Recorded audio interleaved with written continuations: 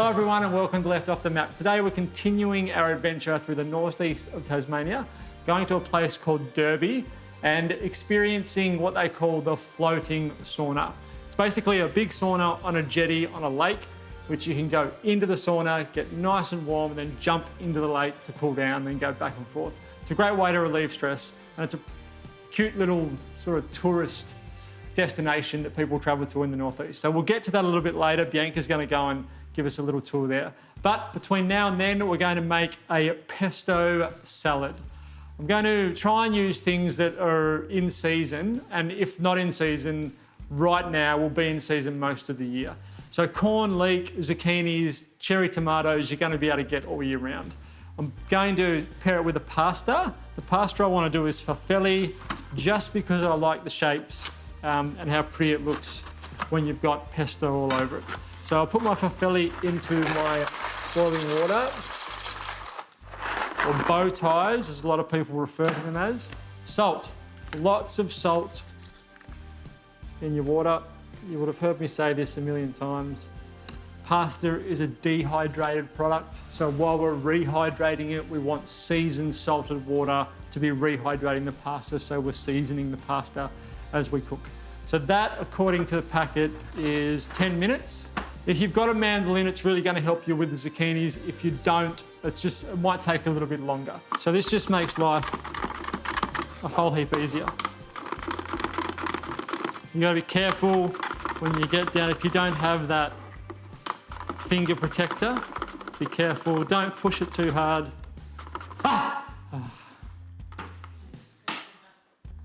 Didn't get my finger, but I scared you all at home, didn't I? All right, so that's my zucchini rounds done. My corn I want to char, so I've got my gas hob going. Just want to put your corn directly over the gas. The tongs,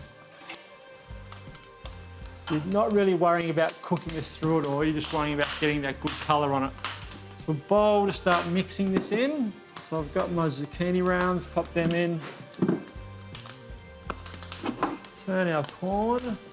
So you can see where the flames are making contact with the corn. That's what we're looking for, that sort of colour.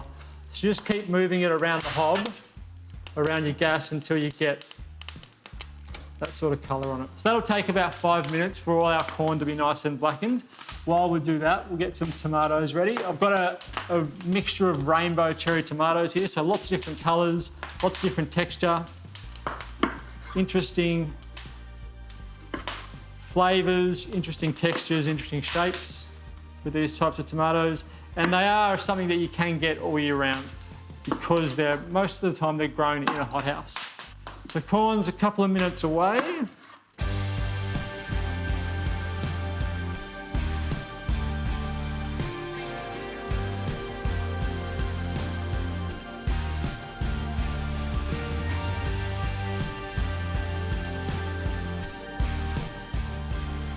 My pasta is cooked. I've strained that off. I'm going to add some of it, and the good thing is it cools it down. We don't want to put hot pasta or hot corn on top of these. We want it to be nice and fresh and vibrant. We don't want to cook anything. So a little bit of pasta in there. Give that a stir.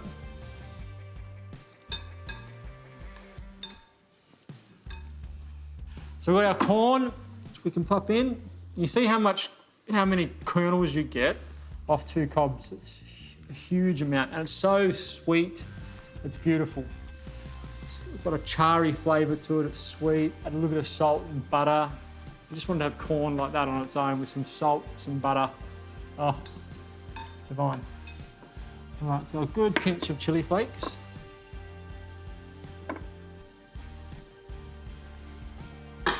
And now our pesto. We've got a decent amount there, so I'm going to use pretty much all of this jar. So pesto is just like packed full of flavour. It's a huge punch of flavour.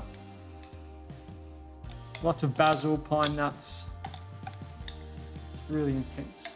So that's pretty much all the jar. So we'll give that a mix through. And I probably will end up using all the jar once I mix all this through. And you can see once you start bringing everything together, you can see how much of this pasta you make. So if you're having a barbecue, You've got lots of people coming over and you're thinking, geez, what am I going to feed these people to keep them happy? Not only with the fact that it's yummy, but also there's enough of it to fill them up. Might as well use the whole jar. There's only a little bit left. Okay, last thing it probably does need is just, ooh, I'll try that bit. Oh, yum. That's so good. The pop of the corn, the sort of saltiness of the pesto because of the parmesan through it is really, really nice. The one thing it does need is some citrus. So, pop. Probably I'll go half a lemon first and see if that's enough. Stir that through. It doesn't need any salt because of that pesto. No, that's enough. Oh, that is awesome. There's a huge amount of it. We only use 1 zucchini, 2 corn cobs, a small amount of pasta, probably, and there's still over half a packet in there. 1 jar of pesto, but it comes together to make a huge amount of salad and really tasty salad. So for a barbecue, if you've got your sort of barbecued meats, this is a nice big, on your plate, you've got a big mound of this and some barbecued meat, some chicken or something like that. This is a really, really good one. So I'll just pop it in a nice serving bowl. And then you just place it on your shared table for your barbecue. Oh, you can just tell there's heaps of flavour in it. You can see that pesto's covered everything. You know, every mouthful that you take is going to be a different texture. It's going to be packed full of flavour. It's an absolute ripper. So now we'll head off to that sauna I was talking about. I didn't get to go to this one, but from talking to Bianca, it was one of those really relaxing moments that you search for in a busy world. So we'll go catch up with Bianca.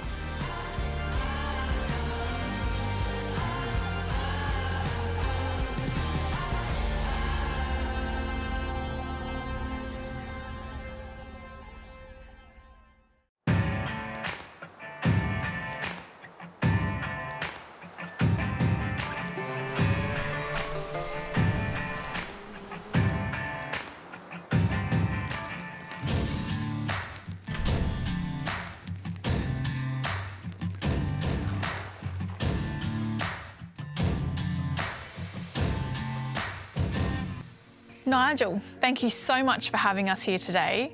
Tell us a bit about how this idea came about to have a floating sauna on a lake. Oh, you're welcome, Bianca. I hope you enjoy your sauna in a moment. Thank you. I've been riding in Derby with my family for 3 or 4 years, and I've got teenage boys, and I'm always looking at the end of the day for some way to relax and to rejuvenate my tired legs after trying to keep up with teenagers. So saying to my wife, wouldn't it be great to have a hot tub or a sauna? And that kind of started the idea rolling. And when I found this beautiful lake, I just sort of connected the two to have a sauna and a cold plunge option floating on the lake. It's quite common in Europe, not done in Australia. I just joined the two together and yeah, here we are. Fantastic. So you've got no background in running saunas? No, none whatsoever. I'm an economist. I do Bikram yoga. I like going to a hotel sauna, but I've never really enjoyed a sauna with a cold plunge. When I discovered that, I just became a fanatic.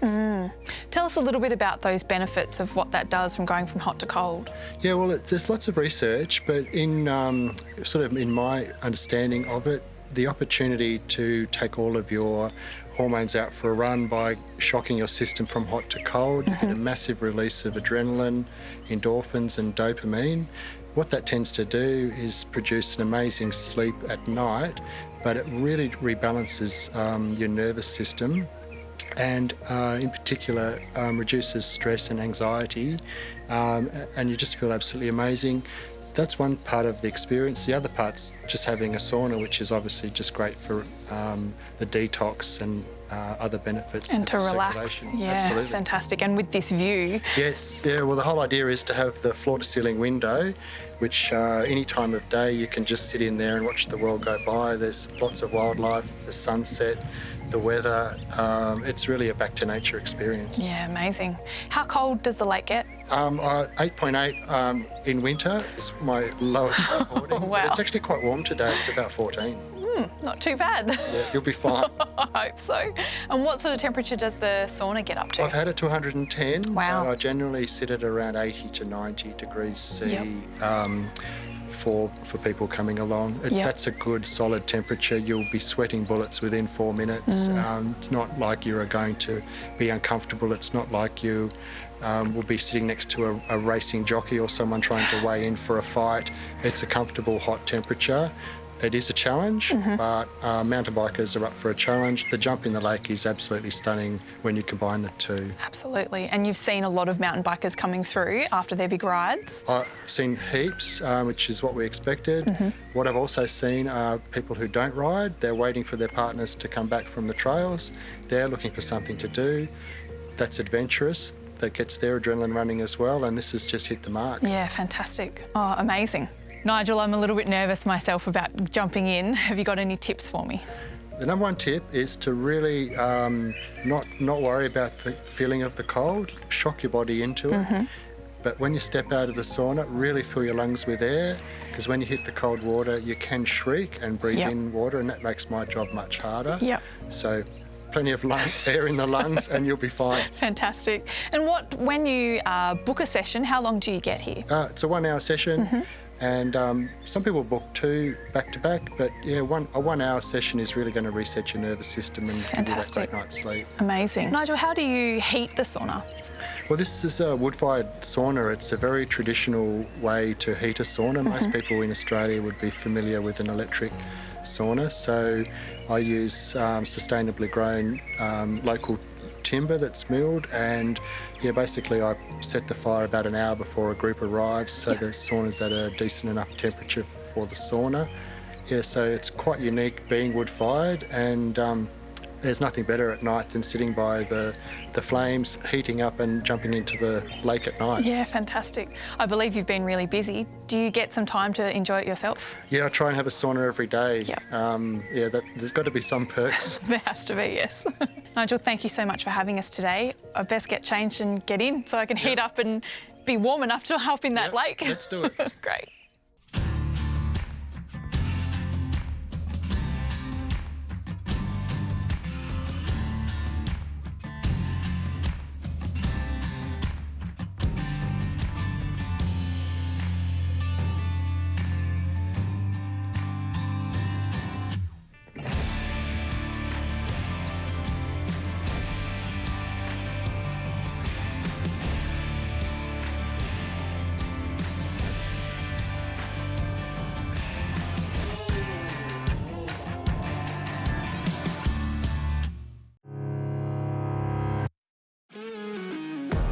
I have to admit, I'm a little jealous I didn't get to go and experience that sauna. It looked like it was very relaxing and a lot of fun.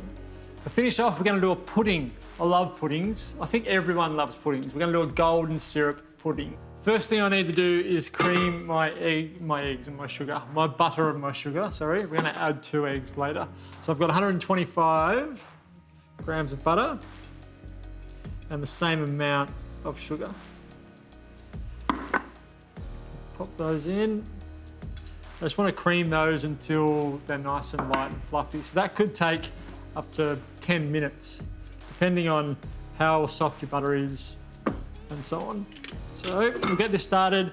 Once I've got it nice, light, fluffy and pale, I'll add the eggs one at a time. So I'm adding 2 eggs.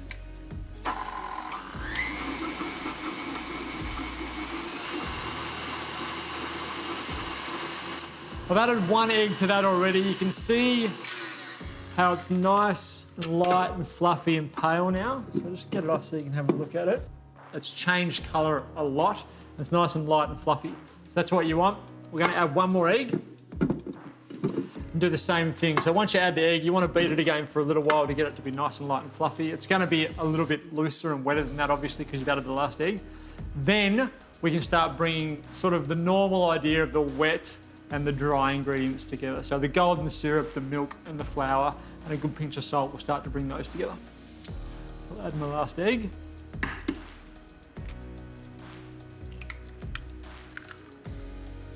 And then I just want to gently incorporate that to begin with, and then leave it for a couple of minutes.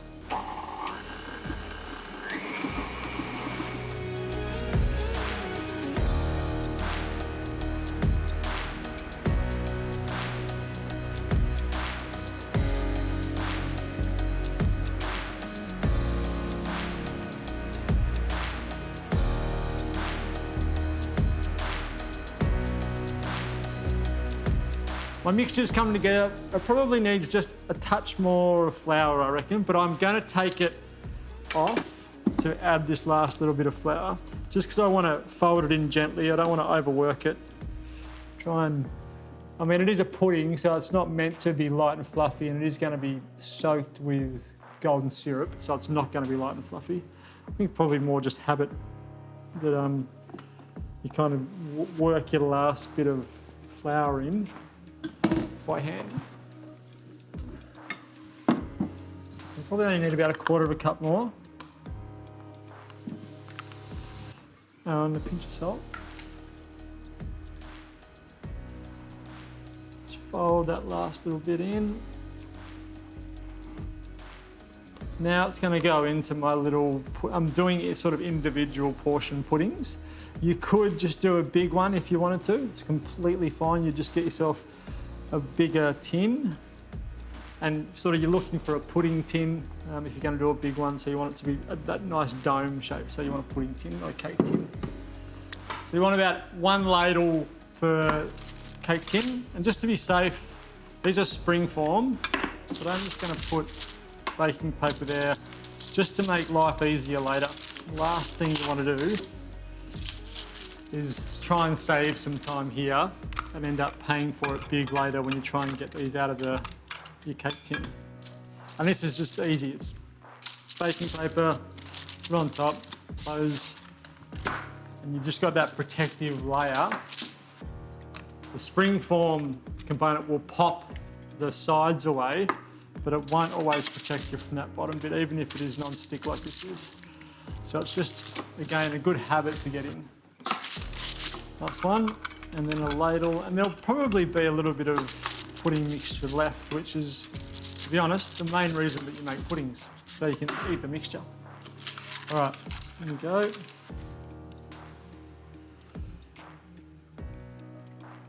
You want to fill this, remembering that there's not a huge amount, it won't rise a huge amount, so you want to fill this about 3/4 of the way. So.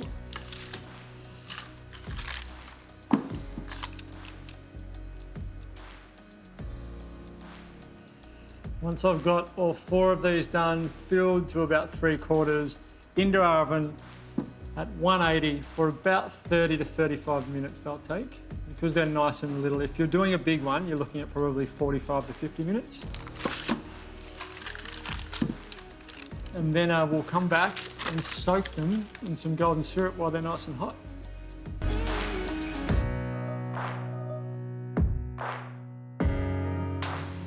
So these have come out of the oven, they're nice and golden, they look fantastic.